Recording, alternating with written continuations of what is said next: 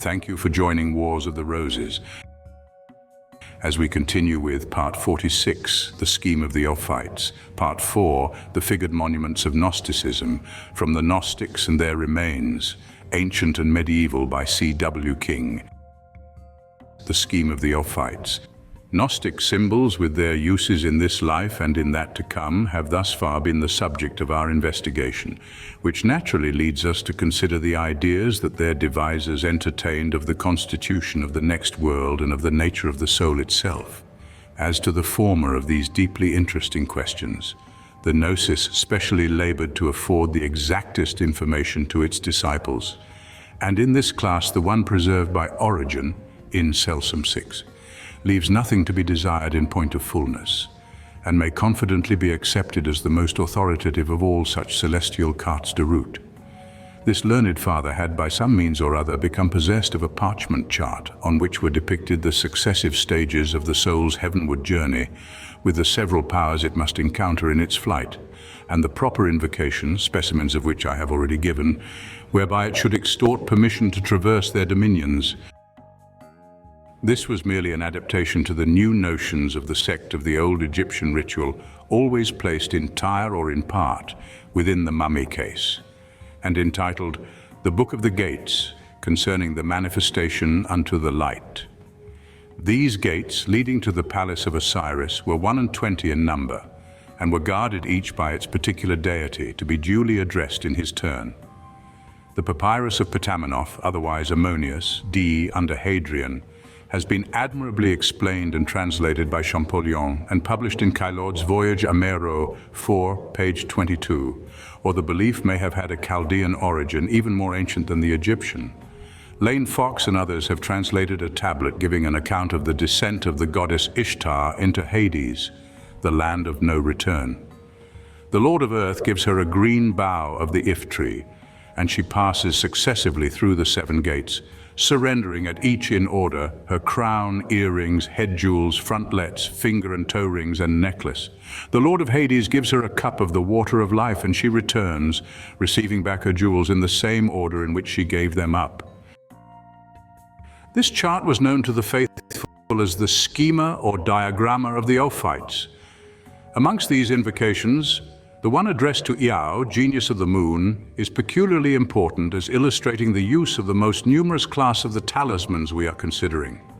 O thou that presidest over the mysteries of the Father and of the Son, Iao, who shinest in the night, who holdest the second place, the first Lord of death, who makest part of that which is without God, in presenting to thee thine own memorial or likeness, as a token or passport, I swiftly traverse thy domain after having conquered through the word of life that which was born of thee. The manuscripts. Read thus, which has no meaning but can only be the corruption of thus, a word often used by Plutarch in the sense of symbol. Now, what else could this memorial of Iao be but his own image engraved in gems? This deity is styled Lord of Death because the moon, Isis, presides over the birth, development, and change, of which death is the necessary consequence of things terrestrial. Of the theory therein embodied, much was evidently derived from the same source as the Neoplatonic doctrine concerning the planetary origin of the soul's faculties, which shall be related further on. The chart itself was founded on that essential doctrine of Gnosticism that the soul, released from the body, mounted upwards, eager for absorption into the infinite Godhead, or boundless light, that summum bonum of Oriental aspiration, the Buddhist nirvana, perfect repose, the Epicurean indolentia. But on its way was obliged to traverse the successive regions of the planets, each ruled by its presiding genius. These genii were of a nature somewhat material and therefore malignant, and in this respect corresponding to the 7 devs, Ahriman's ministers who, according to Zoroaster, are chained each to his own planet. To obtain the indispensable permission of transit, a different adjuration to each power was required, all which have been already given from Origen's copy of the chart. Their names were put down therein as Adonai, genius of the sun, Iao of the moon, Eloi of Jupiter, Sabao of Mars, Ori of Venus, Astaphi of Mercury, and Ildebaoth of Saturn. The ritual above cited contains regularly 8 invocations addressed to Thoth, recommending the soul of the defunct to the guardians of the sane number of regions over whom he is the president. All these names are to be read more or less commonly upon our talismans, although probably used there in a different sense from that accepted by the author of the diagramma. The Jewish angels, Michael, Gabriel, Surid, Raphael, Thantabath, and Eratioth, were likewise inscribed as names of the genii presiding over the constellations: the bear, serpent, eagle, lion, dog, bull. These notions are manifestly of Magian root, acquired by the Jews during the long period that their country was a province of the Persian Empire and had grown into an essential article of religion. St. Paul found it needful to warn his flock against the worshipping of angels. Nevertheless, the adoration and the multiplication of their names went on augmenting to that pitch that a council held under Pope Zachary reduced them as objects of worship to three only: Michael, Gabriel, Raphael. This retrenchment of the heavenly host was endorsed by a capitulary of Charlemagne's issued from Aix-la-Chapelle. In the diagram under consideration, Michael was typified by a lion, Suriel by an ox, Raphael by a serpent, Gabriel by an eagle, Thantaboth by a bear, Onioth or Zartoth by an ass. The reward promised to the angel of the church at Thyatira, Revelations 2:28, "And I will give him the morning star," seems to be connected with the same belief in the planetary presidents. Dante, in his Paradiso, going doubtless upon old tradition, makes Mercury, the abode of spirits, moved to glorious deeds in life by the love of fame, Venus of true lovers, Luna of theologians, Mars of martyrs for the faith, Jupiter of good princes, Saturn of such as have led a contemplative and recluse life. The above-quoted names of the planetary genii were in the Jewish religion either titles and attributes of the Most High or else of his chief ministering spirits. But in the Gnostic scheme they had been degraded from their high estate and reduced into secondary deities of a mixed nature, partaking of good as well as of evil, yet all equally anxious to win souls from Abraxas, the proper Lord and Creator of the universe. The only explanation for such a misapplication of the sacred titles is a very brief one. These semi-Buddhist philosophers who found the root of all evil in matter and consequently in the material creation employed these old hallowed names to denote the agents of the Creator, who on account of this their office were regarded as mere demons, and by an exactly similar process they are found misappropriating the most sacred names of the Christian revelation. But of this blasphemous perversion and wanton desecration of the ancient terminology, no trace is to be discovered upon our talismans, their makers belonging to the Kabbalistic school of Alexandria, which, reconciling Moses with Zoroaster, continued to employ these appellations in their primary time-honored sense.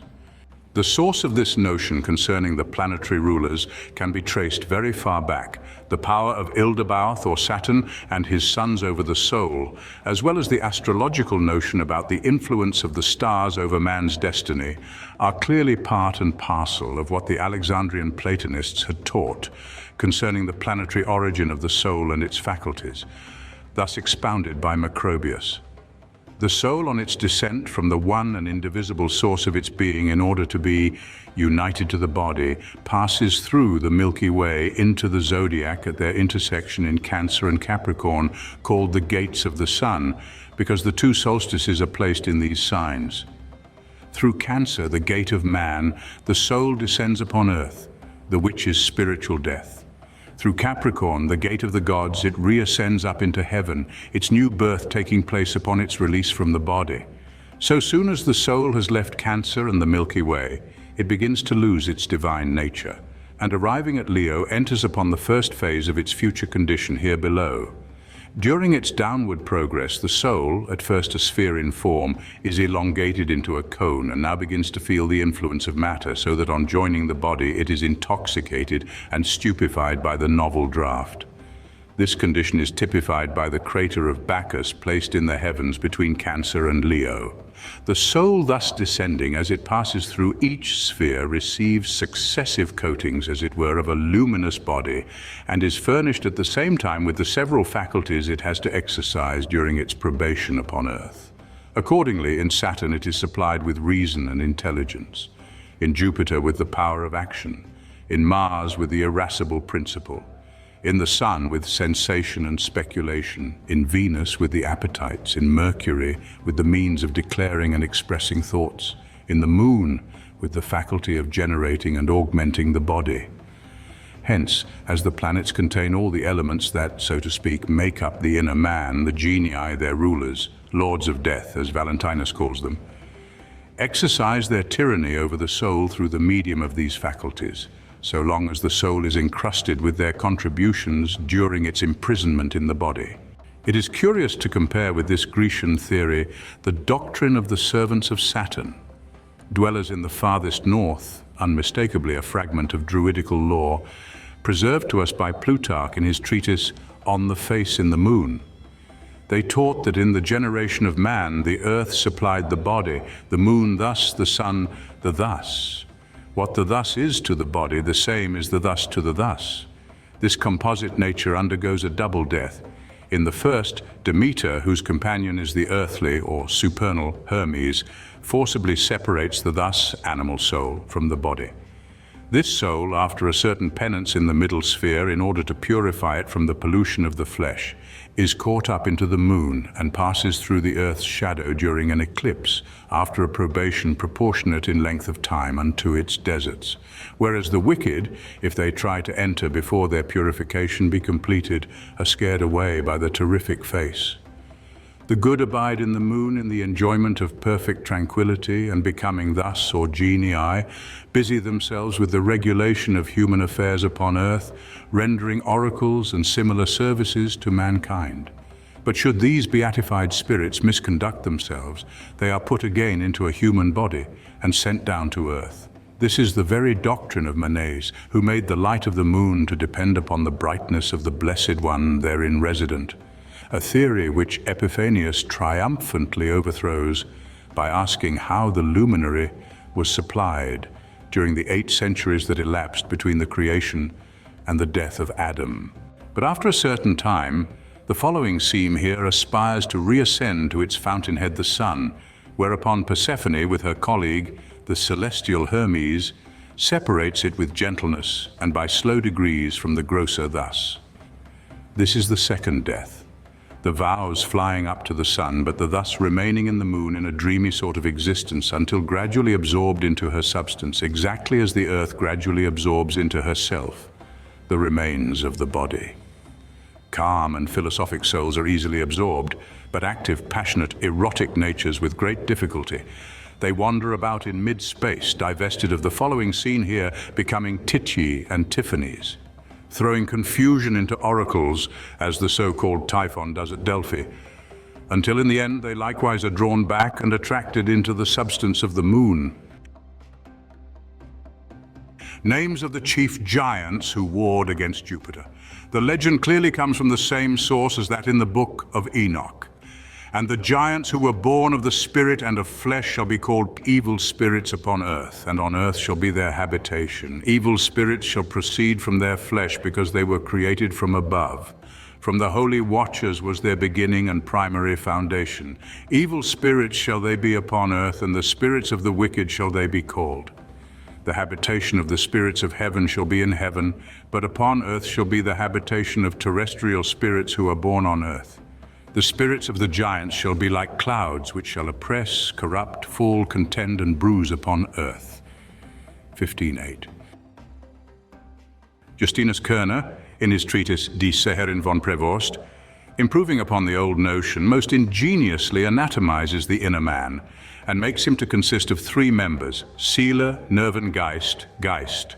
The Nervengeist, or nervous energy, being of a grosser nature, continues united with the Seele after its separation from the body, rendering it capable of becoming visible to the living in the form of an apparition, and enabling it in other ways to affect material objects, to make noises, move about articles of furniture, in short, to commit the various annoyances comprehended under the term es spukt. And here be it observed, the commonness of such visitations in Germany is amusingly exemplified by the necessity of having an impersonal verb to express them. Just as we say it rains, it blows, so do the more sensitive Germans say it ghosts. According to its previous training in life, this composite being requires more or less time to dissolve, the Seelie alone being immortal, and consequently the Teutonic spectres assume a more and more diminutive form as their time of probation wears away. Analogous to this is Plato's explanation of the acknowledged facts of spirits haunting tombs. Having been immersed during her union with the body in gross sensual pleasures, the soul becomes equally unable and unwilling to abandon her old companion and dwelling house before the same be totally consumed. To the above-quoted theories explaining the nature of the soul and its final destination, the recent discovery of that precious monument of Gnosticism, the Pistis Sophia, enables us to add a third, infinitely more complete in all its details. This last revelation improves upon the Neoplatonic doctrine by making the astral genii, the rulers of the sphere, zodiac, create the soul from their own substance, out of the tears of their eyes and the sweat of their torment, animated with a spark of that divine light which has not yet been totally extracted from their fuller nature. For these zodiacal lords evidently answer to the rebellious angels of the Jews and the 7 devs of the Magi. In fact, the whole treatise represents the religious ideas of the latter more closely than of any other system.